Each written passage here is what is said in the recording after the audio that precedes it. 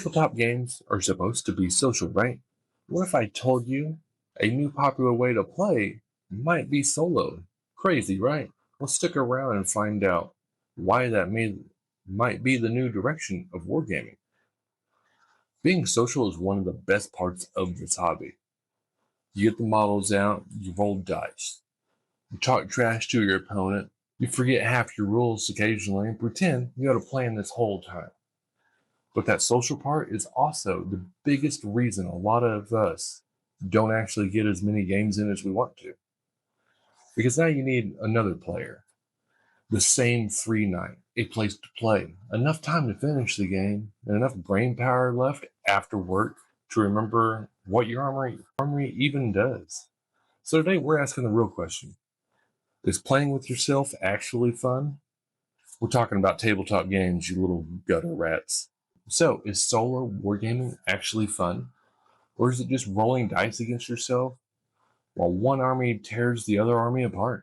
We're going to figure out what solo wargaming actually solves, what hidden problem comes with it, and whether it might be the thing that gets more models off the shelf and onto the table. Sometimes the biggest issue is just scheduling a game with you and a buddy. You might be off work on a Tuesday morning, but the game store is only busy Friday nights. Your friend might have free Saturdays, but you have family stuff going on. You finally get a game plan, and then someone gets sick, has to work late, or a kid's school thing pops up.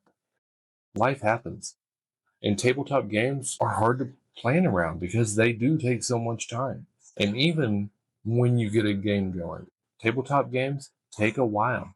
A 2-hour game turns into 3, turns into 4. And once you are playing against the other person, it feels awkward to stop halfway and say, all right, cool. Let's leave this here for 6 days and hope life doesn't turn it into a 12-day waiting period. And that only works if you're playing at someone's house and can leave the game set up. At the game store, you can't just walk away from the table. You have to pack everything up. And if you come back later, you have to set everything back up again. It's time consuming. And that eats up your valuable tabletop time. At some point, both players can start rushing, not because the game is bad, but because everyone is tired and they're hungry, or you're just mentally checked out at this point. Now you're fighting a lot more than you're fighting your opponent.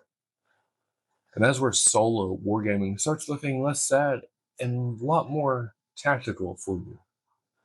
Because solo play removes one huge problem that we all face. You only have to schedule the game around yourself. And there's still a good chance life's going to get in the way and make you late to your own solo game.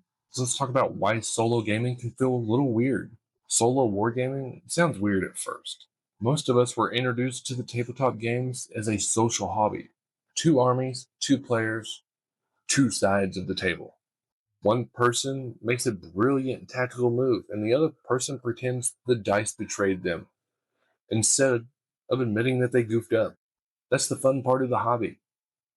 So when someone says, I play wargaming solo, the first reaction can be, wait, so you're playing against yourself? And yeah, but we already do solo hobby stuff all the time. People play solo player video games for hundreds, if not thousands of hours. Nobody thinks it's weird when someone plays Skyrim alone for the 900th time and starts another stealth archer. People play solo chess for practice. That game's been around for hundreds of years, and people still solo that. We paint our miniatures alone. We build terrain alone. You read your lore books alone. People make army lists alone. We do a ton of this hobby stuff alone already, so why not play some solo games? Half the hobby already happens at your desk by yourself. So why does playing a scenario alone suddenly feel strange? I think it's because tabletop gaming trained us to believe the table only counts when another person is sitting across from us talking trash. But maybe that's too narrow. Maybe solo wargaming is not replacing game night. Maybe it is what keeps the hobby alive between our game nights. So what does solo wargaming actually give you? The first thing solo wargaming gives you is the freedom. You can play when you actually have a free morning, night, before work, or during one strange pocket of time when the house is quiet and nobody needs anything from you. For me, my game room is set up in the garage. We got no AC, no heat, so that limits my playtime. And the laundry room is in here too, with a gym. And the other half was nice enough to let me carve out a small hobby section in here. But that also means we have a house full of females. Someone is always trying to do laundry or work out or be in the garage. So my best hobby time is around 3 a.m. And it's pretty hard to find a game store open at 3 a.m. Or so solo gaming starts making a lot more sense for me. I wake up in the morning, drink my cup of coffee, come set up my table. Most time my table's already set up from the morning before, and just start rolling dice and having a good time. I play on my time when it's convenient for me. But the bigger value is that solo play lets you learn without the pressure of someone judging you or watching you or correcting every mistake you make. I'm very much a solo learner. It took me forever to learn Kill Team, and I still don't think I play it correctly all the time. I don't know why. There were just rules that just went right over my head. I couldn't grasp. I didn't need someone telling me that I was wrong the entire time. Sometimes things just don't click right away. And that is why solo play is nice. It gives you room to learn, test more things out, mess up on your terms, and figure out what is happening without someone waiting across the table and then you rushing and making mistakes. I guess if you do a rule wrong, there's no one there to call you out on it. But it is a game. It should be fun. And it should help you move your story forward. If you're trying a new game, a new army, or even a new mission, playing alone gives you the time to stop and check the rules. You can rewind a mistake. You can test your movement and see how the terrain actually affects the board. You can figure out what your units are supposed to be doing before trying to play against someone else that already knows what they do. And learning a tabletop game in front of another player can be very stressful for some of us. Nobody wants to be the person flipping through the rules every minute while the opponent is slowly aging across the table from you. Solo play gives you reps to play your favorite people. Not tournament reps, not I'm becoming the final boss of 40k reps, just useful table time where you can see how a game actually moves forward. You can test an army faster. You can try a weird list build. You can use models you like instead of worrying if they are secretly terrible. You can proxy models without anyone being upset because you don't have the right models on the table. You can find out if a unit feels fun before you build the whole plan around it.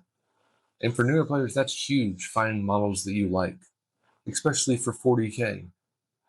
A lot of people buy models, paint a few, watch a ton of videos, make a ton of lists, and they still don't actually play games because they don't have the time to play. Solo wargaming can break that section for you. It gives you an easy way to let the models hit the table. They're not just sitting on there waiting someday. They are on the table, fighting something, doing something, and becoming part of your story. And honestly, that can make painting feel better too. It is easier to paint a squad when you know they have a mission waiting for you, instead of just joining that gray retirement home on your shelf of shame.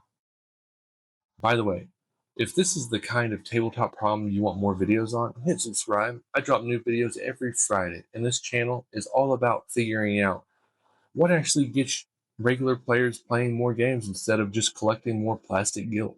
Now, the huge thing that helps with solo wargaming is you can pause the battle at any time and pick it up days or weeks later, whenever you have that free time. One of the strongest parts of solo gaming is also one of the most boring sounding. You can stop. That sounds small, but for busy adults, that is a massive, helpful section for you. If you're playing against someone else, there's usually pressure to finish the game in one sitting, even if both players are tired, even if the game is dragging on because you're tired. That last hour of the game, you're secretly telling yourself, please roll faster so I can go home. I am tired. Solo play doesn't care about that part. You can play one turn and stop. You can play one activation and stop if you want.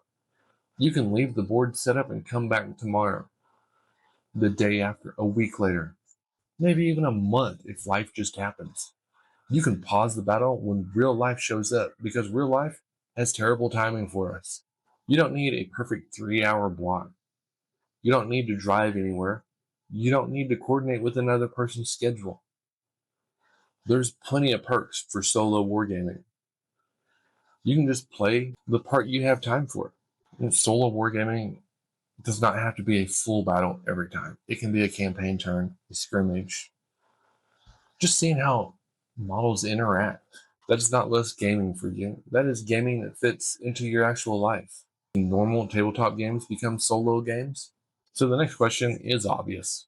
Can you turn any tabletop game into a solo game? Almost any game can be tested solo if you're willing to play both sides. That is great for learning, testing movement, practicing missions, or figuring out how a new army works. But playing both sides does have a problem. You're playing already. It is hard to ambush yourself when you place the ambush in the first place. Now, that is where solo tools do help. Random tables, dice roll, cards, behavior charts, and basic enemy priorities can make the game less predictable for you. You can keep enemy behavior pretty straightforward though if you want.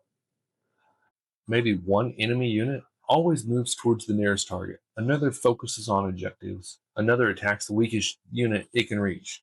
That tiny bit of uncertainty can make the game feel more alive for you.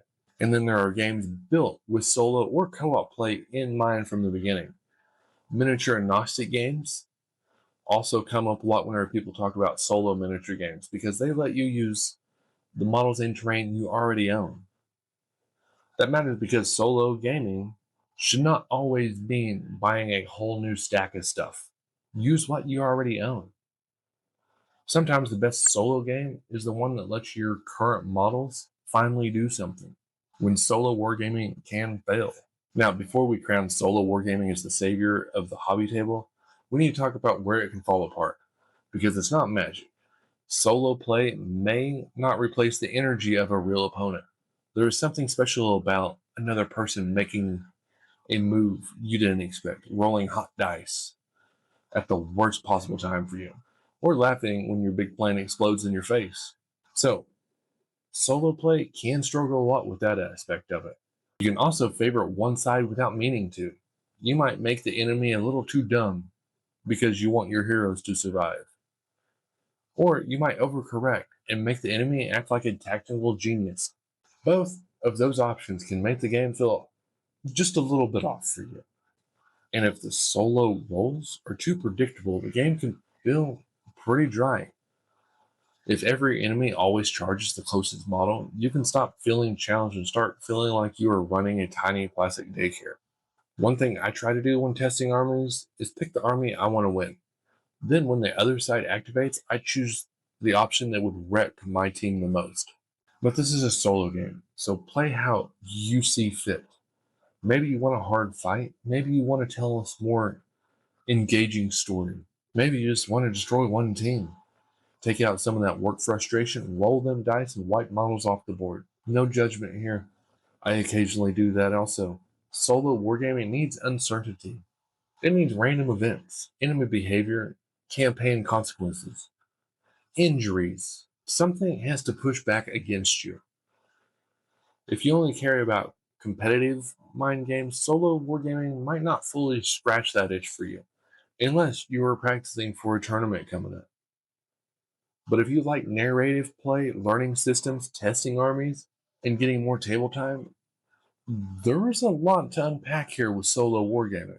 I almost always play solo war games. Now, it's not a replacement for a good game night with friends, but it's hard to get everyone on the table. So solo is where I usually hang out at. It helps you play when schedules don't line up. It helps you learn a game before teaching it. It helps you learning the rules without all the pressure. It gives your models a reason to exist besides sitting on the shelf. Because the more games you get in, the more time your models spend on the table. For busy adults, casual players, returning players, and anyone who struggles to get games scheduled, solo wargaming might be one of the smartest things to try. Not because it's better than playing with people, because it's better than waiting forever for that perfect schedule. And that is the real point. If your army has not touched the table in months, solo play might be the bridge between I own this game and I actually play this game. So if you want a solo game set up and see if it feels fun, useful, or if you even like it, maybe that means solo kill team. Maybe it means building a tiny mission with models I already own and seeing if the idea holds up. If you like this video, be sure to subscribe. I drop new videos every Friday. And leave a comment with what's your favorite solo game. What would you like to see more? What videos would you like to guys? And leave a comment with what type of solo games do you play? Do you practice 40K or do you get actually solo wargaming to the table? So you can turn almost any game into a solo wargame if you wanted to. Also tell me what solo game I should test first. Because if solo wargaming can get more models on the table, it might be less dice therapy and more of a tactical win for us. May them dice roll hot.